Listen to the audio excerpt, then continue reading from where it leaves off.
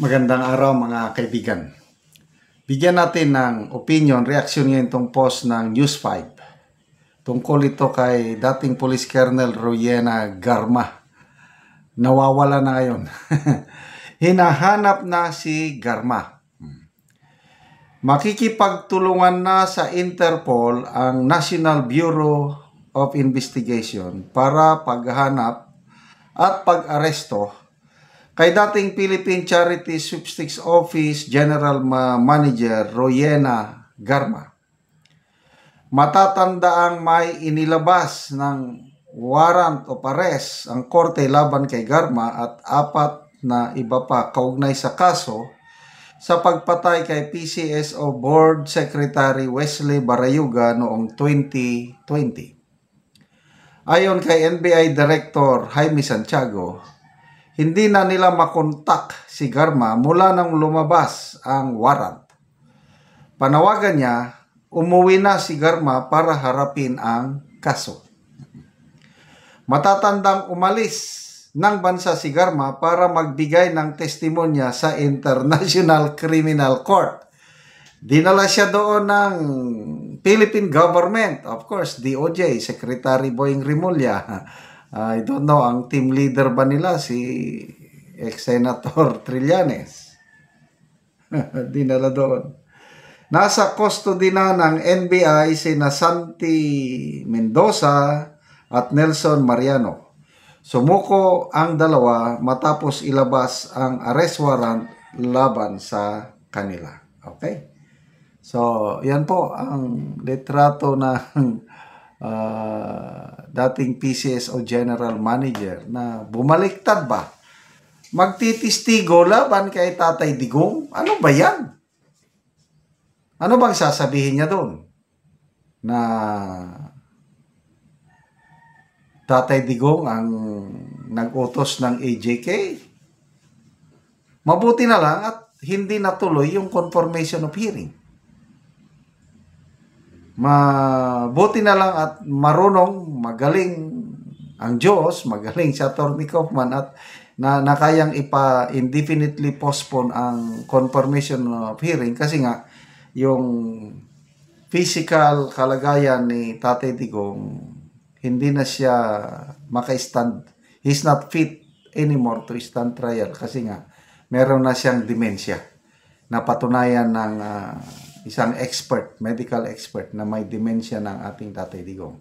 Ang hinihintay na lang natin ang kanyang interim release na sa tingin ko malapit na siyang desisyon na lang ng mga judges ang hinihintay. Anong gagawin nila kay Tatay Digong doon? Bubulukin nila hanggang may mangyaring masama. Huwag naman sana. Kaya ipagpatuloy po natin ang pagdarasal na sa lalong madaling panahon, magdesisyon na ang pre-trial chamber, yung 3 judges yan, at palabasin si Tatay Digong kung saan mang bansa na pag-usapan nila. Mismo si Atty. Cristina Conte ng ano yan, mga victims ng AJK nagsabi, baka Netherlands, baka magkakaroon ng house arrest. Wow! Baka pwede na tayo makapunta ng The Hague, Netherlands kung naka-house arrest lang si PRRD. Mabisita naman natin. Kailang magastos. Okay. So, dinala nila sa The Hague, Netherlands para testigo. Ngayon, nawawala. So, ano ngayon? O di, ano ba yan? Ang gaba dili magsaba. Kasi delikado itong kaso na ito, murder. Sa aking yung lawyer general na yan, Barayuga, matino. Parang may na-discover niyang kalukuhan sa PCSO and then parang ayaw niyang pirmahan atang mga papeles. Yun, may nangyari sa kanya. So, salamat naman sa korte na nag-issue ng warrant of arrest. At least mabibigyan na ng hustisya itong isang matinong PMR General Barayuga. Ano ang pangalan? Wesley Barayuga, Board Secretary ng PCSO. Paano ngayon? Nasaan na si Rowena? may pagkaano talaga itong Royena Garma rin na ito. Ah, biglang tumakas, napunta sa US. Mamaya, pagdating sa US, hinuli siya ng US authorities. Matagal na nandun. Mamaya, biglang lumutang. Nagpakita, yun na. Gagawin ng testigo laban kay Tatay Digong. Ang galing nila, no? Kaya lang, wala rin. Hindi rin nagmaterialize. Dahil hindi naman siya nakapag-testify doon. O ngayon, sila na ang naisahan. Naisahan ni Royena Garma ang DOJ, Secretary Mulya. I don't know kung paano nyo, iparibok nyo ang kanyang ano. Kung gusto ninyo, iparibok nyo, cancel ba yung tawag? Ipa-cancel nyo ang kanyang passport. That's the best way. At hindi lang si Garma, pati na rin si Saldico. Kung totohanan itong administrasyong ito na mapanagot si Saldico, bakit tahimik sila ngayon? Wala na, basta nag-resign. And then, wala na, kalimutan na lang. Wala. Tapos, pinapatawag ko na, isubpuena. Isubpuena ng Blue Ribbon.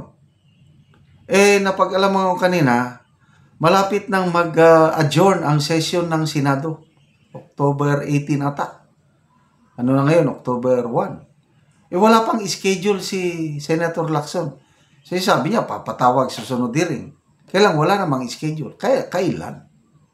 O yun ding ICI. Next week ata, Tuesday or Wednesday, ipapatawag daw si Saldico. Romualdez. Kaya ba nilang paatinin si Saldico na nasa labas man ng bansa? Kaya ba nilang, mapilit ba nila si Romualdez? Na pati mismo si Karen Davila nagre-reklamo na bakit ang Malacanang si Palace Press Officer Claire Castro parang dinidipinsahan ba niya si Romualdez? Siyadong halatado na ba? But anyway, good luck sa inyong paghahanap kay Royena Garma. I don't know kung nasaan na siya. Patisti-tistigo kunuhay sa ICC. Ngayon, wala na. Nagtago na. Okay, mga kaibigan, salamat sa inyong pagsubaybay sa ating channel. Nakakatulong kayo ng malaki sa tribong talandig ng Bukidnon dahil ang sweldo natin sa channel na ito is pantulong natin sa tribo. Namimigay tayo ng livelihood assistance sa kanila, nagpapatanim ng saging lakatan at Arabica coffee. Panoorin nyo ang video na ito. Na anak ko diri sa among area, sa among tanom nga kape. So mag-abuno karon mo na ni ang itsura sa among kape nga tulo na kabulan. So among giabunuhan. So naanay mga sanga oh. So tambok yun ang among kape. Gawas nga hinlo, ginabunuhan pag yun og among gina-esprehan.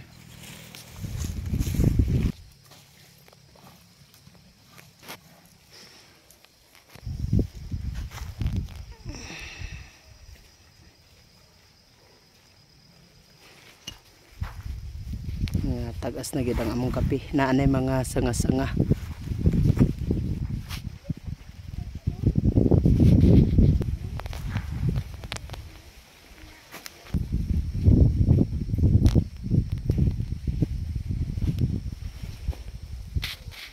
Og karon maupod ni ang duha na kabulan nga ikaduha namo nga tanom nga kape.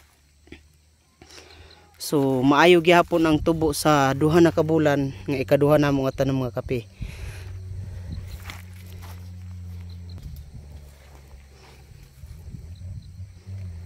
Naanay mga sanga oh.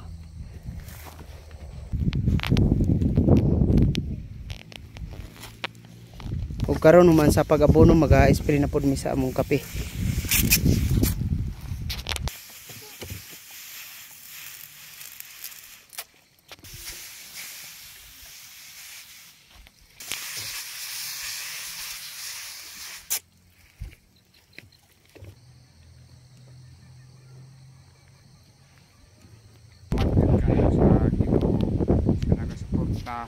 Kape, mayo